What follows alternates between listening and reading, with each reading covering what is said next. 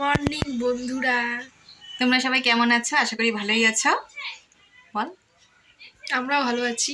শিখা house এপে তোমাদের অনেক অনেক ওয়েলকাম আর ভালোবাসা। আজকে মেয়ের আমি দুজনে মিলে গুড মর্নিং বললাম তোমাদেরকে। তো আজকে আবার একটি নতুন ভিডিও নিয়ে তোমাদের সামনে চলে আসলাম। তো মেয়ের তো এখন পরীক্ষা, ওই জন্য স্কুলে যাচ্ছে না। তো দুদিন পর থেকে পরীক্ষা শুরু হবে। কিরে, পরীক্ষা কেমন দিবি বল? জানি না এখনো। তো পড়াশোনার প্রচণ্ড চাপ, তো মেয়ে এখন পড়তে বসবে, আমি এদিকে কাজকর্মগুলো করি। তোমরা দেখতে থাকো, আশা করি তোমাদের ভালো লাগবে। অনেকদিন পর তোমাদের সামনে আবার আসলাম, তো দেখতে থাকো ভিডিওটা, আশা করি তোমাদের ভালো লাগবে। তো বন্ধুরা, অনেক দিন পর আবার তোমাদের সাথে সব কাজকর্ম নিয়ে চলে আসলাম। আজকে কাজ করছি ঠিকই, কিন্তু না আমার শরীরটা একদমই ভালো নেই গো। মানে কি বলো তো, এমনি ঠিক আছি, কিন্তু না মানে হাতে পায়ে আমার এতটাই ব্যথা, মানে তোমাদেরকে আর কি বলবো। মানে ব্যথার জন্য না আমি কোনো কাজ তাড়াহুড়ো করে করতে পারছি না, প্রচণ্ড ব্যথা হাতে পায়ে। আর কয়েকদিন তোমাদের ভিডিও দিতে পারিনি, কারণ আমার ফোনটাতে একটু প্রবলেম হয়ে গেছিলো, ওই জন্য তোমাদের কোনো ভিডিও আমি দিতে পারিনি। ফোনটাকে ঠিকঠাক করলাম, মানে দোকানে ঠিক করিনি, আমি নিজেই ঠিকঠাক করেছি আর কি। যেমন তোমাদেরকে বললাম না যে আমার মেমোরিটা ফুল হয়ে যায়, তো মেমোরিটা পুরো ফুল হয়ে গেছিলো, কোনো ভিডিও আপলোড হচ্ছিল না মানে কোনো বড় ভিডিও আপলোড হচ্ছিল না, সেই জন্য ওটাকে ঠিকঠাক করলাম। হ্যাঁ, দেখে কোথায় কী করতে হয় দেখে ঠিকঠাক করলাম। তারপরে তোমাদেরকে বড় ভিডিও দিচ্ছি। আর আমার না ঠান্ডা লেগেছে, মনে হচ্ছে ঠান্ডা লাগবে আর কি। দেখো গলাটা কেমন খুসখুস করছে।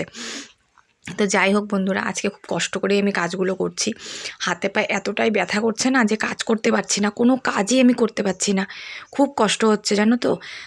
আসলে কি বলো তো, মানে আমার তো জানোই অনেকগুলো সমস্যা আছে। কেন ব্যথা করছে, কি কারণ, কি হয়েছে সেটা তোমাদের পরে বলছি। তো দেখো, এই যে মেয়ের জন্য করে নিলাম একটু আলু চচ্চড়ি। আর আজকে আমি ঘুম থেকে অনেকটাই দেরি করে উঠেছি, মানে শুয়ে থাকলে পারে, উঠলে পারে না আরও বেশি ব্যথা হয়, তখন না ব্যথাটা মনে থাকতে পারি না, এতটা ব্যথা।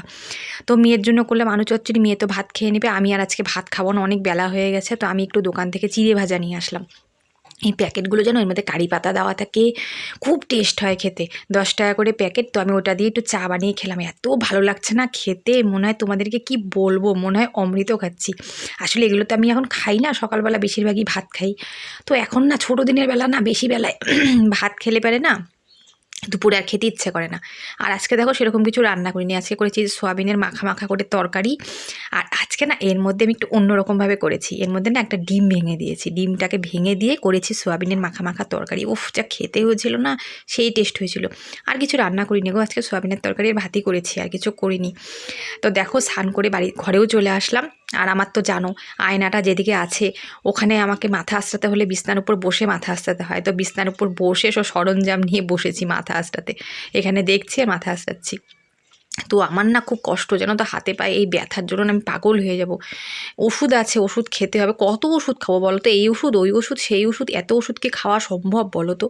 তো ওষুধটা কতদিন থেকে খাচ্ছি না, বাদ হয়ে আছে, সেই জন্য না এত প্রবলেম হচ্ছে আমার, প্রচণ্ড কষ্ট হচ্ছে, প্রচণ্ড কষ্ট। সেই নিয়েই তো সব কিছু করতেই হবে, কিছু করার নেই, কষ্ট করে হলেও করতে হবে। তো যাই হোক, স্নান করে চলে আসলাম। এখন এই যে খাওয়া দাওয়া করব, খাওয়া দাওয়া করে তারপরে একটু রেস্ট নেব। সারাদিন কাজকর্ম করলে না অতটা বোঝা যায় না জানো তো, মানে ঘুম থেকে উঠে যখন হাঁটাচলা করি না, তখন আমার কষ্টটা প্রচণ্ড পরিমাণে হয়, প্রচণ্ড পরিমাণে।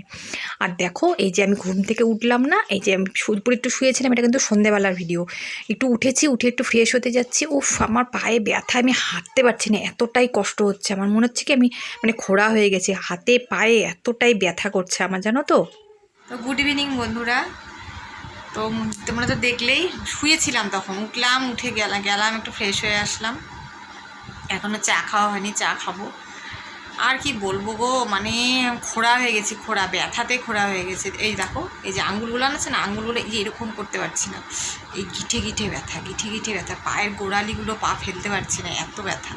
মানে হাতগুলো না ভাঁজ করে কোনো কাজ করতে পারি না, কোনো কিছু ধরতে পারি না, এতটাই ব্যথা হচ্ছে।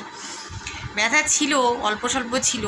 তো তোমরা তো হয়তো ভাবছো দিদিভাই কি গুরুতর কোনো অসুখ হলো? না গো, গুরুতর কিছু সেরকম না, আবার গুরুতর মানে দুটোই আর কি।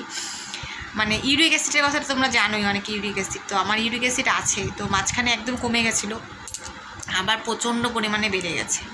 তার মধ্যে কি বলো তো, আমি তো অন্য কোনো ডাল খেতে পারি না, মানে অন্য কোনো ডাল খেলে আমার গ্যাস হয়ে যায়, জানোই তো তোমরা গ্যাসের প্রবলেম আছে।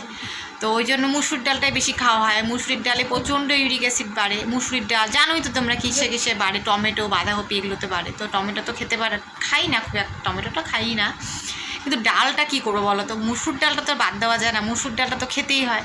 এবার মুসুর ডালটা খাই দেখে এই যে এত হাতে পায়ে ব্যথা হয়েছে। আজকে তো বেশ কাজই করতে পারছিলাম না, সারাদিন খুব কষ্ট করে কাজ করেছি জানো তো। তো তাও ওই যে এখন একটুখানি ব্যথাটা বেড়েছে, সারাদিন কাজকর্ম করলে আরও সন্ধ্যা দিকে শুয়ে থাকলে না, শোয়ার পরে উঠলে আরও ব্যথা বাড়ে, প্রচণ্ড ব্যথা করছে গো, হাত পা নাড়াতে পারছি না আমি জানো তো। যাই হোক বন্ধুরা, কী আর করা যাবে, করতে তো হবেই, কী করবো আর। তো যাই হোক বন্ধুরা, সারাদিনের ভিডিওটা তোমাদের কেমন লাগলো অবশ্যই কমেন্ট করে জানিও। আর আমার ভিডিওগুলো যদি ভালো লেগে থাকে তাহলে বেশি বেশি করে শেয়ার করে দিও, লাইক করে দিও।